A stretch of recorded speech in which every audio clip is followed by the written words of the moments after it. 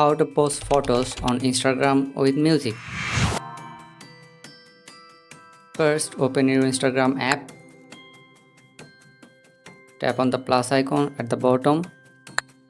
Select the photo you want to share.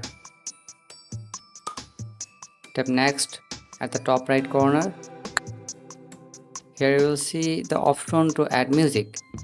You can do it here or tap next to continue. Tap on add music. Use the search bar to find a specific song or choose from the trending list. I'll pick one from trending. Tap on the song. It will start playing.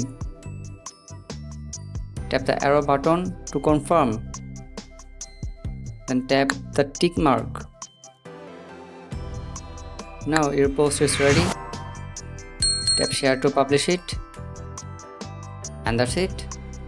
Your Instagram photo post will now have music playing along with it.